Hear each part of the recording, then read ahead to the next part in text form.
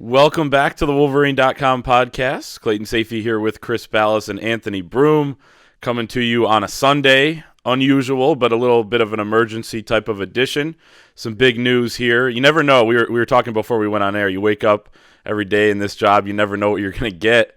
It's been a little busier than expected with Josh Gattis leaving Michigan as the offensive coordinator to take the same role at Miami under first-year head coach Mario Cristobal. They're starting to build something there. But Gattis, after 3 seasons, his best one being this past one when Sharon Moore was promoted up to co-OC and a lot more involvement from the rest of the staff, and it culminated in a Big Ten championship. But he is out the door now as Harbaugh is back. It's been a crazy week if you go back 7 days. The twists and turns.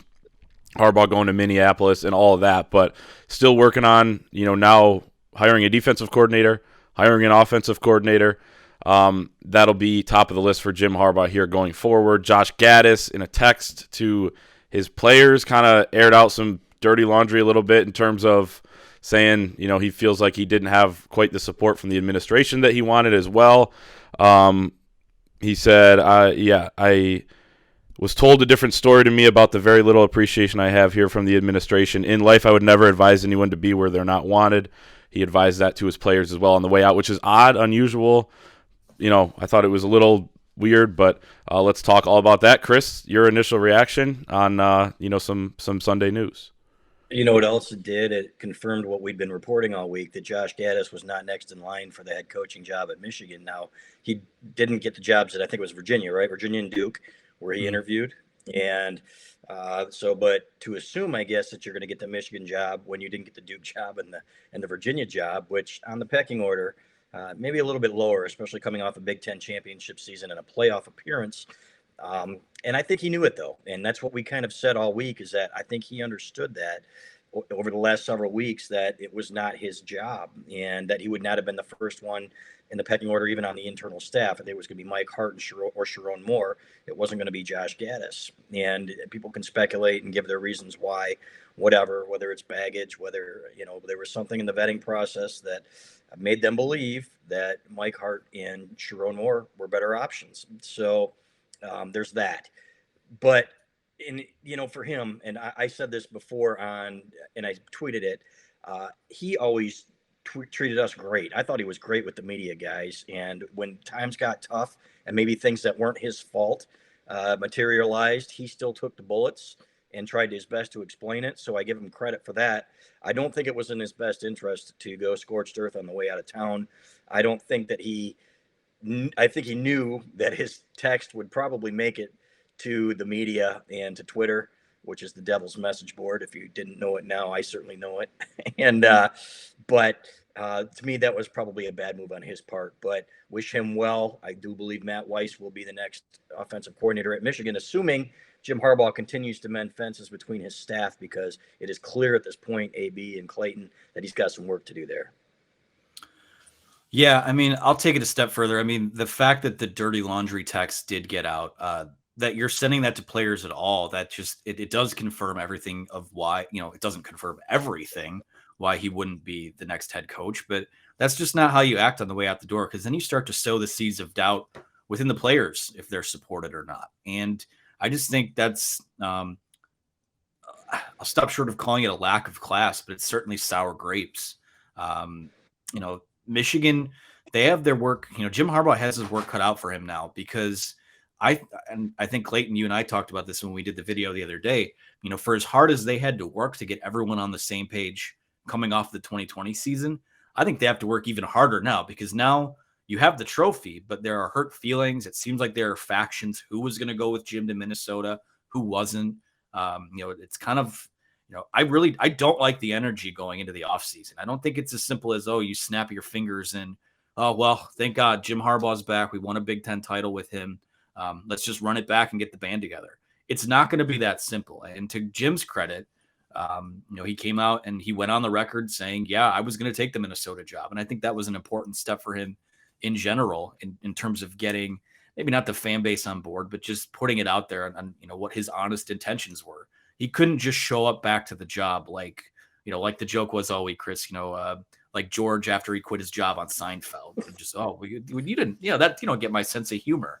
Right. Yeah, this is not a good look for him.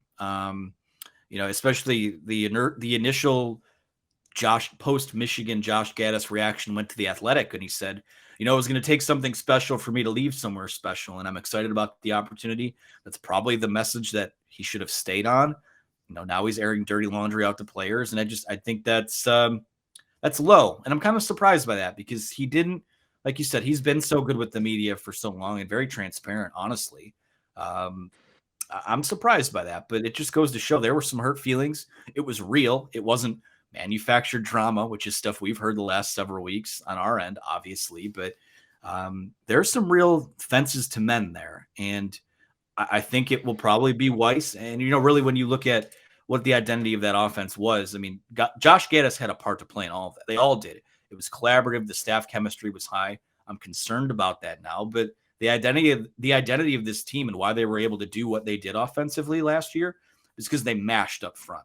So as long as they keep that intact, and as long as the quarterback, whoever it may be, continues to play efficiently and is put in positions to succeed, I don't want to say this won't be a big loss, but I don't buy the lack of support. I mean, he was nominated for the Broyles Award. That's a respectable thing, in my opinion. Maybe he's talking more about Ward and the department and the boosters, but this is just a bad look on the way out the door. And like it was last year, Michigan needs an all-hands-on-deck effort to get the train back moving. And if you're not on board, you have to get off of it right now because they have to start fixing this pretty quickly. And the problem, and I'm going to throw this to you, Clayton, is that you had Matt Weiss, who was helping Jim Harbaugh 2 days before signing day with his interview for the Minnesota Vikings, thinking he was going with him. Okay, number one. Number two, then you've got guys that are thinking, how come I'm not going? And here you are, instead of trying to maybe to secure some recruits late in the process, 2 days before signing day, you're spending hours preparing to get out of town. So there's going to be some rebuilt trust there. And on top of that, you've got guys like Mike Hart that are now, Angelique Chingelis of the Detroit News, and I'll say it again, best in the business. If you look at her reporting on this, and she's very careful about what she does, you could probably take a lesson from her about what she tweets and what she says. But she reported that the NFL will be interested in Mike Hart too. So to me, that is step number 1, 2, and 3, Clayton, don't you think, going into these next couple of weeks? Yeah, I was going to bring up the Mike Hart tweet that she had and was the first to, kind of bring that up here in terms of, naming a name there. We'd heard about a couple guys with, potentially having exception with, taking exception to all that went on in those days before signing day and how it all transpired, obviously. And I was kind of thinking about it, but, and I understand that there's going to have to be some conversations there. Like they're going to have to get everybody back on the same page. But I was thinking about that too, where if you look at Mike Hart, who could potentially listen to NFL teams, and again, we said it with Jim Harbaugh, I say it with Mike Hart as well. I wouldn't blame him either for, hearing out his options and, talking to people and having conversations. I feel like these coaches, like they know the business a little bit, like they know how this goes. I mean, Steve Clinkscale left his job at Kentucky last summer after spring ball there to come here. So it's not totally crazy to me from their standpoint, if you put yourself in their shoes, to see all of this go down. At the same time, staff synergy is massive for this Michigan team. We saw it last year and how much they talked about it. That stuff was real. Mike McDonald was great friends with Josh Gattis. Ron Bellamy, would say the same thing about the guys on the offensive side of the ball. Seemed like him and Sharon Moore were good. That was big in building what Michigan built last season. So I'm not downplaying that, but I think that they can get over it. I think they can. And as Doug Skeen said the other day on your great podcast, Chris, with him and Angelique, he said, that the players will, put this in their rear view if they really want to. I think the coaches will as well, if they can get some things figured out. But then my next thought, and you guys both brought up Matt Weiss as kind of the obvious guy to replace him. We said it a year ago when he got hired. You looked at his salary. He was higher paid than Sharon Moore, the highest paid assistant without a or coordinator in his title as a quarterback's coach, of course. He seems to be an obvious replacement. He left the NFL to come here to Ann Arbor. He's been with the Harbaughs for, I think, 15 years now. Sharon Moore is obviously a guy you're going to talk to a lot throughout this process. He's already your co-offensive coordinator and your offensive line coach. To me, if you're going to go internal, I think you do go with Matt Weiss because Sharon Moore is so valuable as the offensive line coach and co-coordinator, can serve in that role. He's 1 year in. He's still learning, but he's doing a hell of a job. I think you raise his salary, and we hear about the assistant coaching salary pool, how that's going to go up. He's, top of the list there in terms of raising the salary. So, Chris, your thoughts, and then Anthony on, potentially an internal hire here, which seems like the best bet. Yeah, it'll be Weiss, unless they can't mend the fences here between the staff and everybody's like, we don't want to work with this guy. I don't know why they would do that, but either way, I think there will be some hard feelings in a way. That's number one. Number two, you don't mess around with the salaries of these assistants. And as a matter of fact, I go in there and I don't care where the extra $1 million comes from or the extra 1.5 million. You make it happen and you get these guys paid.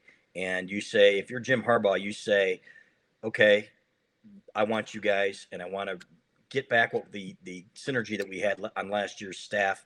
I'm going to give you guys this amount of money. Mike Hart, you're going to be the associate head coach. You're going to be given more duties, maybe run game coordinator or something like that. Sharon, you know how much I love you. Here's an extra $300,000. I don't care if you have to make these guys the highest paid staff in the country. These guys did their jobs and they earned their money this year. And to be sitting there and farting around like they have been with this contract. And I'm not saying it's completely on Ward manual, but this is nickel and dime crap that should not be going on right now. I'm getting a little worked up here, but make it happen for God's sake. And don't make this like a 3-ring circus that it looks like as of this point, because number one, your coach said and told people he was leaving to sign with the Minnesota Vikings. Right. So they were all assuming, and these coaches, and we talked to one of them specifically, said he made it seem like it was a done deal, and we were all in limbo, and we had no idea. So he's got that fence to mend right there. Number two, then it all blows up on him. The Vikings were going to hire him. Something goes sideways in the interview, and now, you've got these fences to mend. Mend them. Do what it takes, and do it quickly, because as Don Canham said, Michigan's former athletic director, never turn a one-day story into a two-day story. We're on day 3 here, fellas, or day 4, and it's only getting worse. Chris, it's like day 40. I mean, goes back to the end of the season. It's ridiculous. Right. And I think, you get worked up about it, but I think everyone has a right to be worked up about it. Anyone who treats any of this as normal or, oh, that's just Jim or that's just how Michigan does business, just because that's how they operate doesn't mean it's the right way to do it. This is it's a concern right now. Like I said, I don't like the energy of any of it going into the offseason. And, from the Gattis perspective, to bring it back to that and, to feel like you inherently were deserving of the job, that goes back to the, everyone's favorite quote from that last weekend in November. That's a born on third base type of mentality. So there's a lot to sort out here. I mean, forget about just the on-field stuff. I mean, this has to be Jim Harbaugh. Last offseason was Jim Harbaugh's best coaching job of, getting the players on board and cultivating a culture where those guys are going to push through all the crap. But now, now it's happening with the leadership and with the coaching staff. And, it has to be his best offseason of getting his staff and his ducks in a row and all those guys on the same page. Because these, it's not as simple as just putting pointing to the Big Ten title banner or, putting your ring on the table and saying, hey, this is what we did. There was a lot of damage done here. And it's apparent that, even if Josh Gattis could be, a minority in how he feels about this situation, maybe an overwhelming amount of the staff feels differently and they're happy that Jim's back, but someone was slighted enough to kind of trash you on the way out the door. And you got players involved now. So that's where, this whole culture thing, it's a concern to me right now. And, I wrote it in the column the other day. The easiest way to not bypass it, but to plow through all of it is to get back to work and to keep winning. And that's ultimately what's going to be what decides all of this. But, right now in February, for all the people that, accuse, and it's not just us, they do it to other outlets to accuse people of clickbait and drumming up drama. You're seeing it play out publicly. This is not normal. And this is not the way it should operate. And coming off of a Big Ten championship season where you went to the college football playoff, quite frankly, the way the situation has been handled by all parties is malpractice, to be frank with you. It really is. And AB, I'll add this. You feel too close to it when you're getting these things from all sides, from the staff, from staff's family. And it's like, when they're saying, "Oh, you're manufacturing drama," these people don't know the half of it, right? I mean, we can only report what we can report responsibly, and it's been unbelievable some of the other things that we've heard. And I wanted to say two other things about the coaching staff. Number one, I think Ron Bellamy moves to wide receivers, which is a great move because obviously he played wide receiver. Number two, there's been some back and forth now about whether or not Steve Klinkscale earned that co-defensive coordinator title. Whether it's was based on the regular season, or is it, what about the Georgia game? Now that puts him on the other side of maybe in the top 25 where he needed to be co-defensive coordinator. Well, that's the talk. And so you better not screw around there either, because that guy is an unbelievable coach and he needs to be made. It needs to be announced. I don't care when or how and what kind of raise he's going to get. Don't mess with that up, guys, because that needs to be done. And as it is, you should be doing everything. This is not the time to go Don Canham. With all due respect to Don Canham, he was one of the cheaper athletic directors in the country when he was at Michigan, paying people. You can't do it now. That shows bad faith when you're sitting here trying to fix something that is clearly on the verge of breaking. Yeah. I was reading his contract the other day. I went back and looked. It's regular season, end of the regular season, and they were in the top 25. So yeah, but I'm not.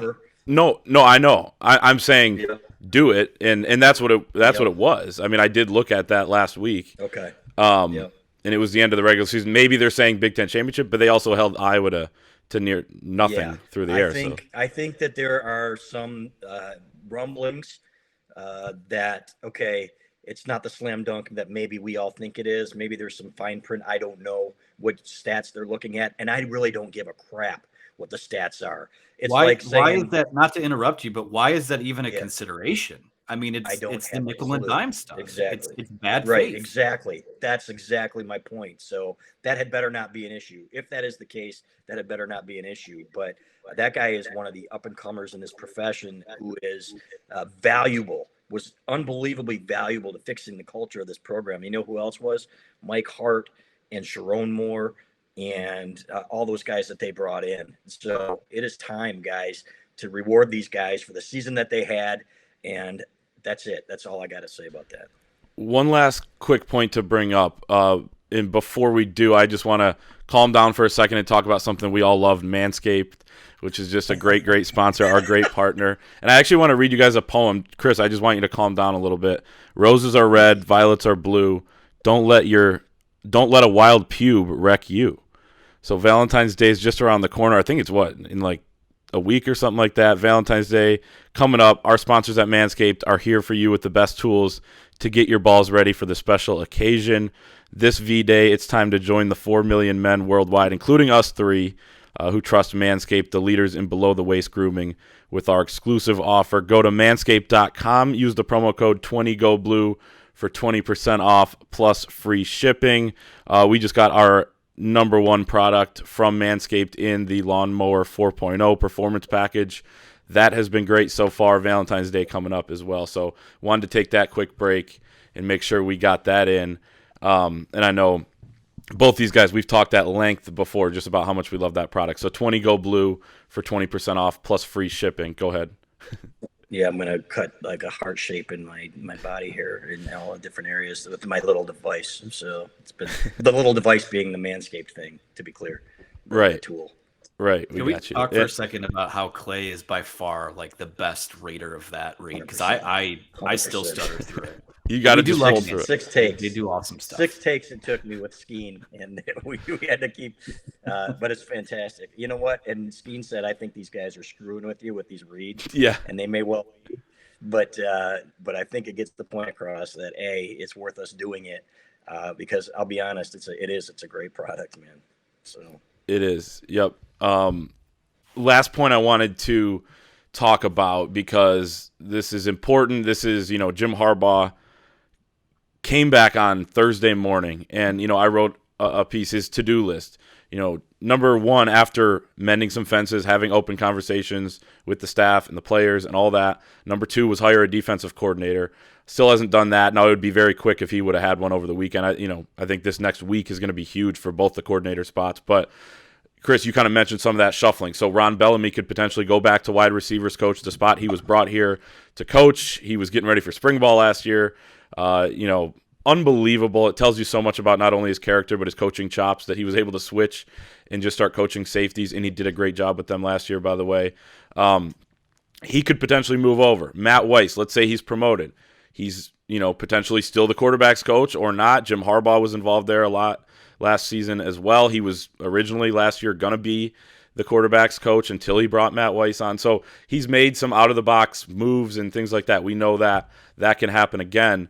What are your guys' thoughts on this defensive coordinator hire? It looks like Jesse Minter, the Vanderbilt defensive coordinator and former Baltimore Ravens D-backs coach, is the favorite at this point.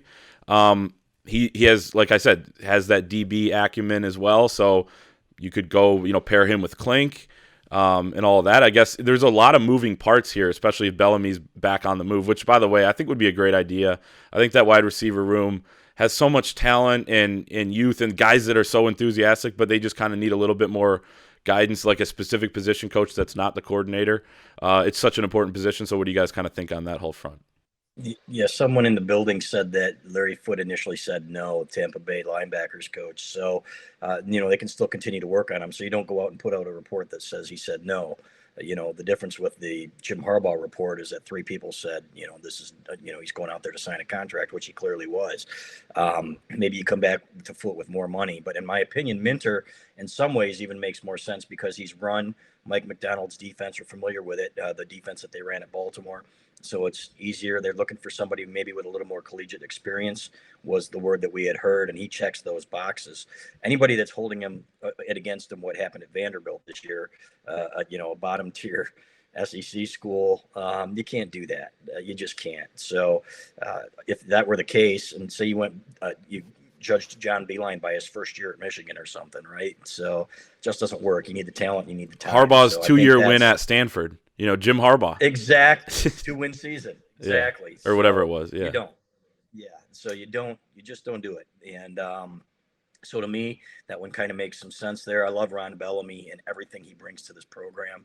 I think he is the epitome of Michigan man. Some people view that as a pejorative, which it clearly is not to him or to the people who understand what it means or what it's supposed to mean. So I think that's a great move. But I think with a guy like Minter, you got to see what's happening with the rest of the staff first. So again, that to me is get those things taken care of. Now, if you do promote Weiss, then you have another opening for a position coach, guys. And then you have to decide where you want him. Is he going to be an outside linebackers coach? Do they come back to Ryan Osborne and say, okay, we want you to help coach, outside linebackers, because he is going to Baltimore. So that wouldn't stun me, because Minter also coached safeties last year, so maybe you break them up again. So it'll be very fascinating to see how it plays out. But again, the point here being that needs to happen as soon as possible, fellas. Yeah, I'm with you on all that. I mean, you have to get your affairs in order in-house first before. I mean, if I'm a defensive coordinator candidate, I don't want to touch Michigan, honestly, until I see what's kind of going down there behind the scenes. I mean, if Michigan offers you a boatload of money, that makes a lot of difference. But the first thing I pound the table for here is, again, on Steve Klink's scale. I mean, that guy came in after spring football last year, up and moved to a new school, in May. And, like I said, if Michigan administration, that seems to be the theme of the day here. If he's going to get nickel and dimed, I think that's wrong. And to be frank, if he was off put by that and wanted to look around, I wouldn't blame him for it. So you need to get that. I mean, those defensive backs were the pass rush helped, but those guys were so good this past year. So steady, I should say. I mean, not elite, but very steady. And DJ Turner took a huge step this year. And, they need those guys to get better and to be coached up because they're going to be pretty young. So I'd get that sorted out first.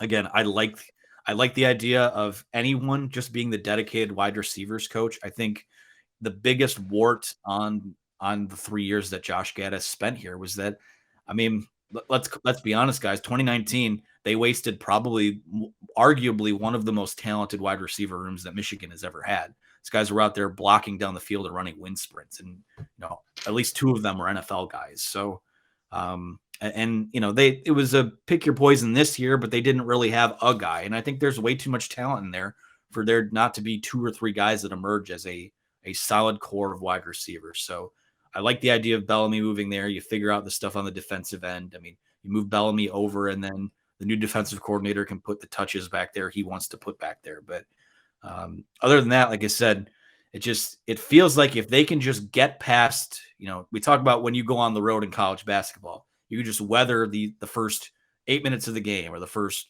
till the first TV timeout. They can just find a way to weather this storm without the boat taking on more water. Because it has been a rough week overall, rough look for everything that's gone down. I think things will stabilize and they'll be okay. But this is the end of what has been a, kind of just not a great look for either side of Michigan or its coaches or its assistants this whole week. Yep. And I do want, my last thought is just when you look at, calling this chaos or whatever it is going on behind the scenes, like, I don't think we can necessarily just point to the Josh Gattis thing and say that is like some big example of why, Jim Harbaugh coming back isn't going to work. When he got on that plane, he was doomed.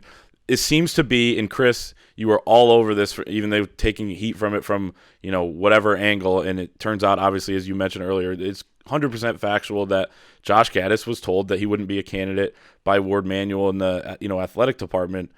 That seems to be, the shot that he took, not necessarily with, I guess, exactly, specifically the football building. So I think I do want to just separate those two things. We still know, as we discussed with Clinkscale and all these different things, there's layers to that too that Jim Harbaugh's got to figure out. But I guess I just kind of wanted to separate those two things. But anything else from you guys before we wrap it up? We covered a lot of ground. I think, it's helpful to kind of talk through all the craziness.